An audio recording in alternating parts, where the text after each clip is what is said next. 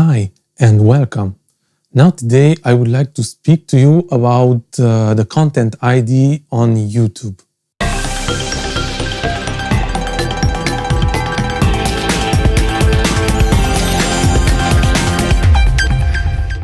Now this is a very sensitive subject, and I was thinking a lot if I should or I shouldn't talk about it.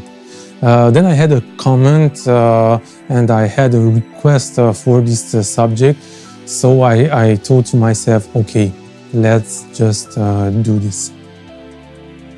But before we enter straight in the subject, let's do a little bit differently. Let's understand something. So I would like, let's talk about the two extremes or the two entities which should really work together, video content creators and audio content creators. Let's see what they really need to start to create their products. So, yeah. Visual video content and creators, and on the other hand we have the audio content creators.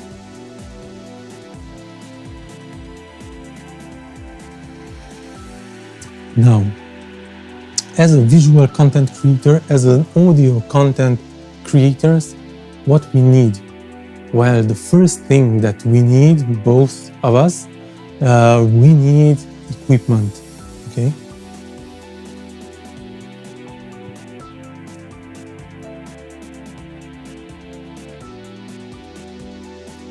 And these are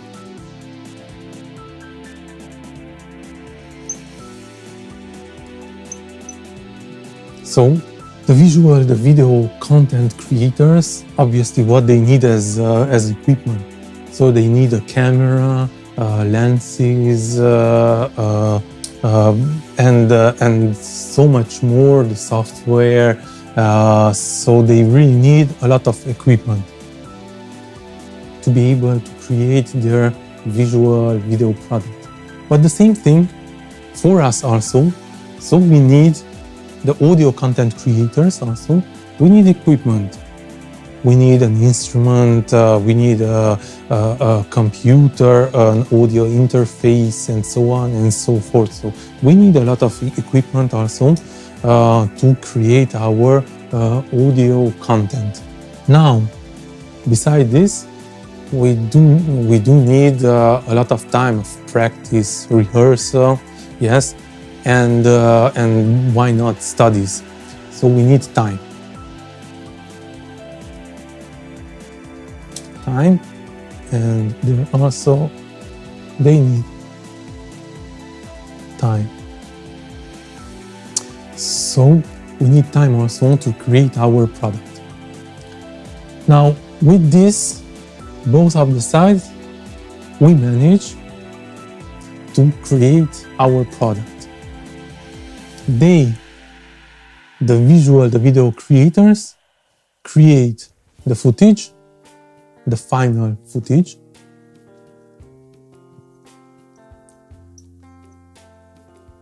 and we create the song, the music.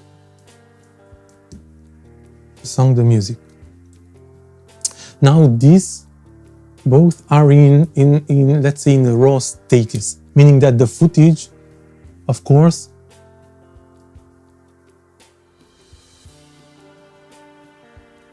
has no sound. So we are not speaking about sound. So it's a raw footage, okay? And ours are also, but it's the raw material. It doesn't matter, really. Now this material, I can already monetize, I can sell it, I can lease it, I can sell it, whether if it's a song, an instrumental, a beat, an a cappella, choir, anything, but I can't monetize this part. Of course, I can monetize. I can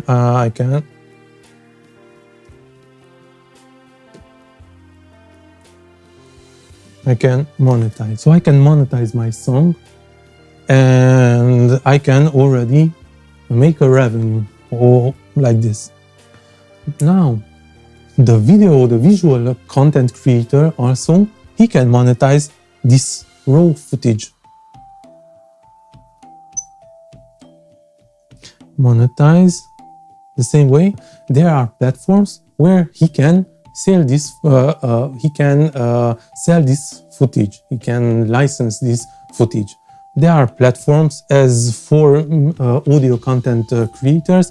They have the video creators have the same thing.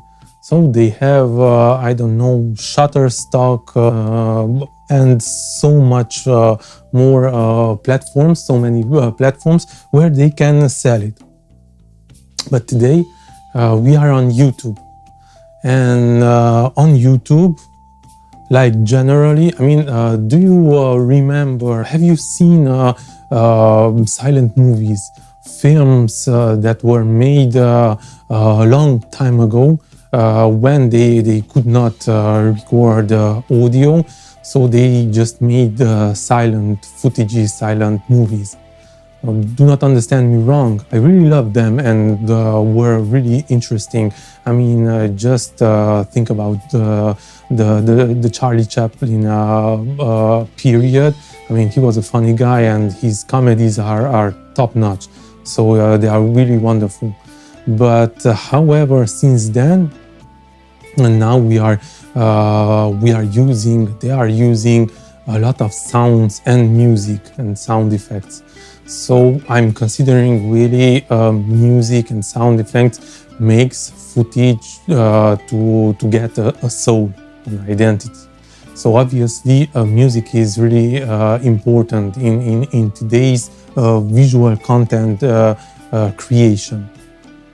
So to be able to have a better product, the visual content creators, the video creators, they do need music for their raw footage to make it even better, to give soul, if you want, to their product.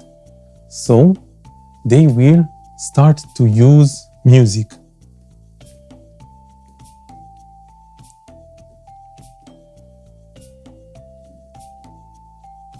Now, this is the difference. The audio content creator can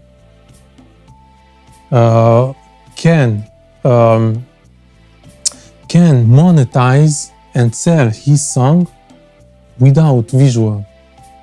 He's not obliged to use visual content.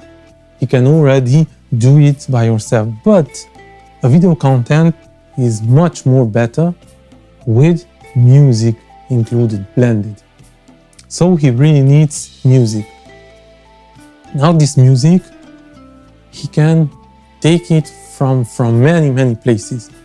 There are platforms where the audio content creators are having their product available, they are putting available to be sold, to be licensed, exactly for those who are creating video content. And this music can be then licensed.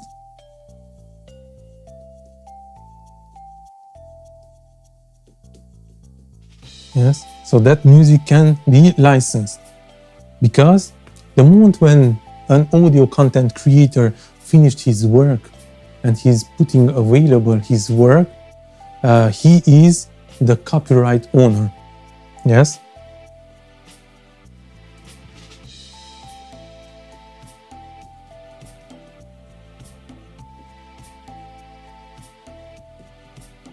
And of course, the same thing, this is available as for the audio, but for the visual content creators, both they have the copyright ownership on their products.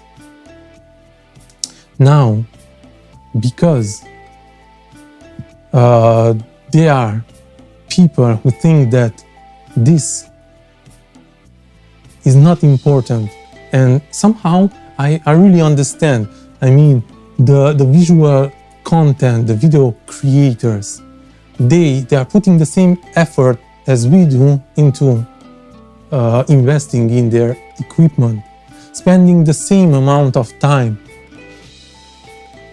to get a knowledge, to become very good, and then they creating a footage as we create a song, but then on YouTube to be able to monetize, yes,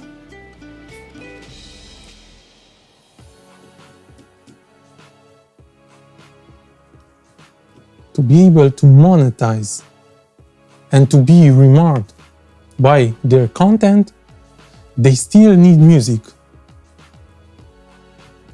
We, of course, for us, it's a benefit to have our music included in that footage. But if that footage is monetized, then it's normal that we would love to have a benefit, at least a licensing fee,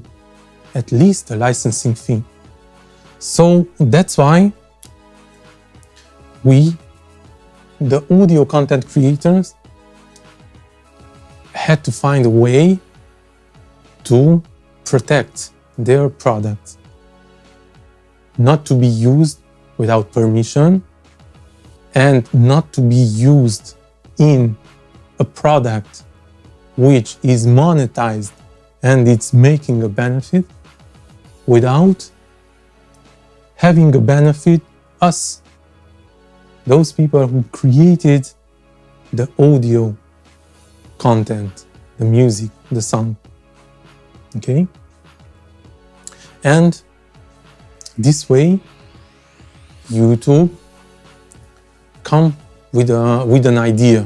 YouTube, Google, as you wish, they come with an idea and they are saying this, the content ID. So this is a mathematical fingerprinting algorithm, very, very advanced system, which is not flawless. And I'm not giving him praise. I'm just saying that it's a tool that is trying to protect creators. Yes. So this content is trying to protect creators. Why? Because there are audio content creators also who will start to use the visual content without demanding permission, without licensing it. The audio content creator he finds something, I don't know, on the internet, a footage, and he thinks it's normal to create, I don't know, a music clip where he puts his music, and maybe that footage can become viral, but anyway, it is monetized, so he's taking a benefit, but he didn't pay for that visual content. But on the other hand, it happens quite often that a visual content creator, because he's already invested equipment, time, and he has a raw footage, absolutely maybe used all his budget, remains without budget, or maybe he doesn't even think about it, he will start to use the music without demanding and without licensing it, without paying anything. And he's tried to make benefit without paying anything to this. So Content ID, what it does, it identifies this music and he is analyzing and is flagging if it's not correctly used. Now, the problem, I know there are a lot of problems around this subject, but this is the main idea is really this. So, if this visual content creator, owner of this footage, where there's the footage and the music, and he's flagged and he's saying, well, you are using a music where you do not have a permission. If he did license that music, it's very simple. He can dispute, he can show that, no, it's not true. Look here, I have a licensing contract. I paid for this music so that I have the right to use it in my footage. In that case, everything is fine. But then if not, these people who are using something, a product, without permission, without right, they have to be punished in some way. Now, this punishment on YouTube, there are two possibilities. One, you take down the music from this material, remake the material without this music, and it's fine. You can continue. But if you do not take down because you still think that it's normal not to demand any permission from the audio content creator, the owner of this product, then YouTube says, okay, all the benefit from this product will get in the hands of audio content creators. Now, of course, today, because like myself and like you, if you are a composer, beat maker, singer, songwriter, an artist, you cannot handle all the stuff that you have to do today. So obviously there's a company who will handle this. So you will receive a percentage of this amount. But there's a company who is trying to identify if there are frauds, if there are people who are using your product without asking permission, without buying it, without leasing it. So this was really the question posed on one of my comments. What company do I use for this system? What company do I use to have my products protected on YouTube? Now, if you are a beginner, you are just starting up, I think that all the distribution companies that are out there are offering you also content ID, YouTube content ID protection. Meaning that if you are doing the distribution with a distribution company, and there's a few of, I can tell you about, I don't know, CD Baby, TuneCore, DistroKid, Amuse, and I'm pretty sure that there are other companies also. They will offer you this option. They will give you this option also, this content ID program, in which how actually that works. And I will talk to you because I have been trying out a little bit Amuse for that matter. So, as I told you, I tried out a little bit this distribution company who is called Amuse.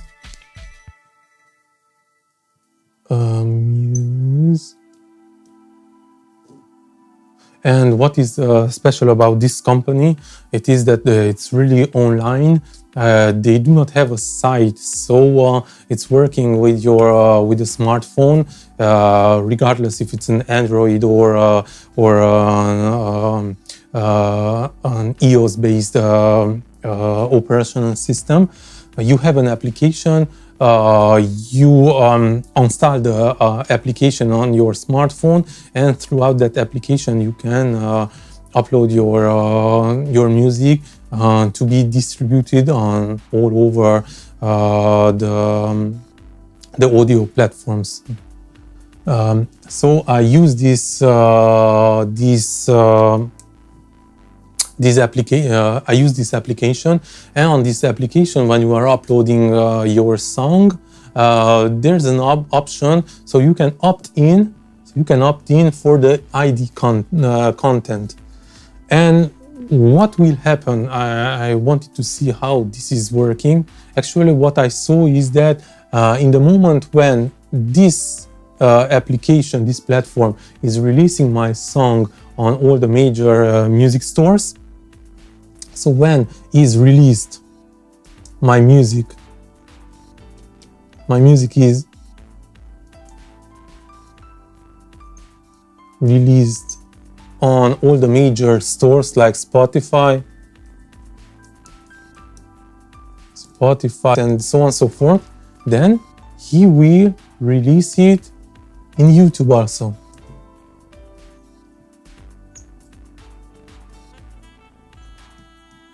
How will he release it in YouTube? He will create a profile for you.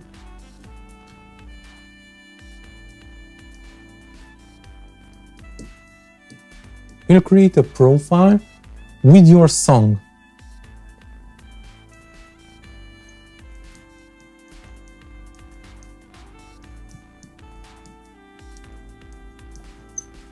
So with the song that you have released, he will create a profile. And this is how the fingerprint is recorded by Amuse. So you can see when I saw that when my music was accepted and released on all the major music stores like Spotify, iTunes, automatically was created a profile with my name or your artist name, a profile, and with the song also. But this profile is it's just a profile. I mean, you cannot see anything on it. But this is how it's recorded in the database of YouTube. Beside this, there are other platforms also. There are platforms for composers who are composing stock music, and they are uploading in different platforms.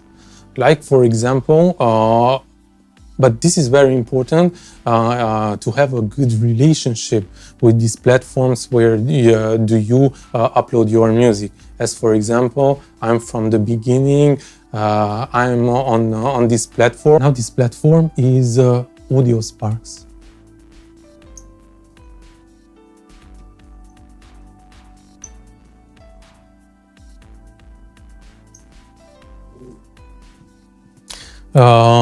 They are in this business, I think they are between the first companies who are online, and the platform has a huge amount of music, and I am a member of audio contributor on this platform.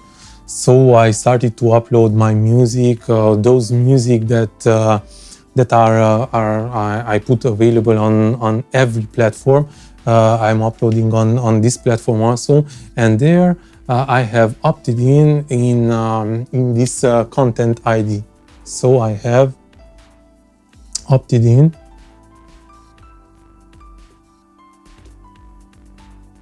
I really opted in to have included in this program of content ID, and I saw that this is working very fine. And because I have a very good relationship with them, if there's a situation like somebody is contacting me that, hey, my content was flagged because I licensed, I used one of your music, then I can help the video content creator to resolve the situations, the problem, and we find a solution. So they are really, they are very open-minded. Obviously, this Audio Sparks, it's not that they do, so they have outsourced. So there's a company, a middle company between Audio Sparks and YouTube, but the communication, it's working fine.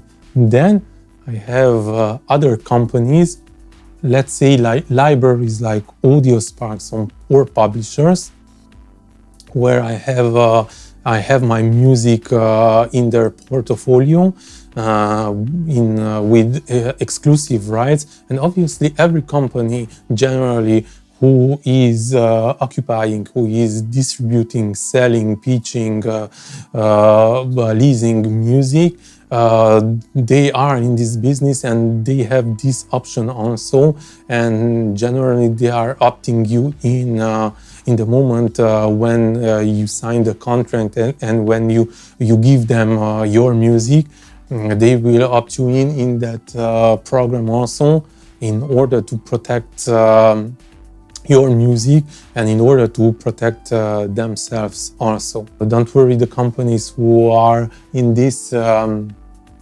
system, they will do the work for you, and they will found all that illegal or fraudulent things that are happening today, unfortunately.